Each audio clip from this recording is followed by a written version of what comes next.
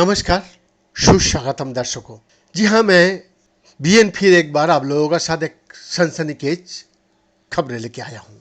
जी हाँ, एक खोज करते समय मनुष्य और बंदरों सहित जानवर लगातार निर्णय लेते रहता है कि भोजन कहाँ खोजना है और कब जीविका के संभावित स्रोतों का बीच जाना है।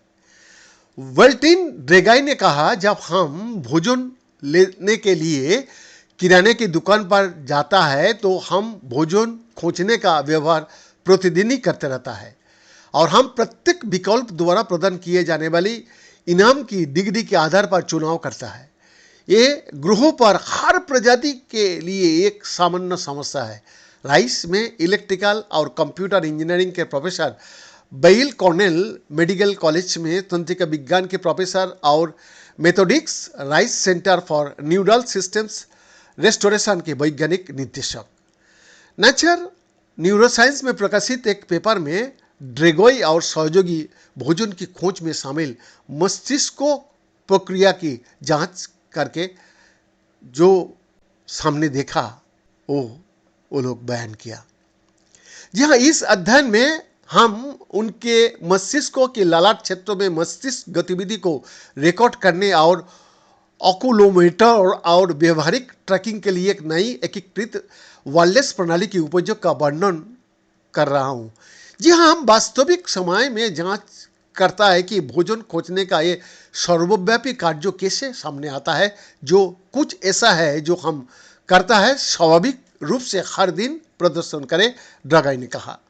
मकाक एशिया, उत्तरी अफ्रीका और दक्षिणी यूरोप जिब्राल्टर के मूल निवासी बंदरों की एक प्रजाति है। ये अक्सर फल, बीज और अन्य पौधों पर आधारित भोजन खाता है। ड्रेगाई ने कहा, हम मकाक का अध्ययन करता है क्योंकि भोजन ढूंढना एक प्राकृतिक व्यवहार है और मकाक का मस्तिष्क संगठन और कार्यों की मामले में मानव मस्तिष्क का समान देखा गया है। अब एक प्राकृतिक वातावरण में चारा खोजने के तंत्रिका आधार की जांच करना मुश्किल था क्योंकि पिछले दृष्टिकोण परीक्षण आधारित चारा खोजने के कार्यों करने वाली स्वयंमित जानवर पर निर्भर थे। ड्रेगाई और उनके शोध साझेदारों ने अनियंत्रित मकाक को उनके प्रीफ्रंटल कॉर्टेक्स में तंत्रिका गतिविधि को वायरलेस तरीका से रिकॉर्ड करते हुए इनाम विकल्पों के साथ स्वतंत्र रूप से बातचीत करने की अनुमति दी है। ड्रेगाई ने कहा, जानवरों ने ये तय किया कि कब और कहाँ चारा लेना है। ये इस बात पर आधारित है कि इनाम की उनकी भविष्यवाणियां पूरी हुई या उनका उल्लंघन हुआ।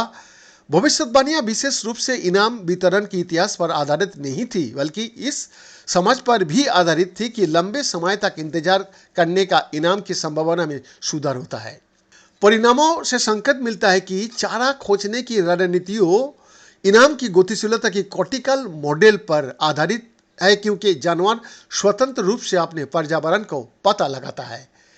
शोधकर्ता बोल रहा है, हमने सीखा कि हम फ्रंटल लोब में दर्जनों न्यूरॉन्स की प्रतिक्रियाओं को पढ़कर जटिल परिस्थितियों में भी विकल्पों की भविष्यवाणी कर सकता है।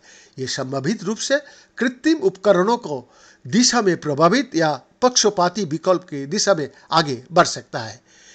यहाँ तक कि गैर आक्रामक रूप से भी अधिक मौलिक रूप से ये ड्रेगाई ने कहा, हमें ये समझाने के अनुमति मिलता है कि इस प्राकृतिक व्यवहार में संलग्न होने पर मस्तिष्क कैसे काम करता है। इसके बाद ड्रेगाई प्रयोगशाला एक सामाजिक संदर्भ में चारा खोजने की संयोजित करेगी और 2 जानवर से एक साथ रिकॉर्ड करेगी, जबकि वो पुरस्कार के रूप में भोजन प्राप्त करने के लिए सहयोग करेंगे। ये एक कठिन तकनीकी चुनौती है, लेकिन ड्रेगाई का मानना है कि वो और उनके अनुसंधान भागीदार ऐसे लक्ष्य को प्राप्त करने के करीब है।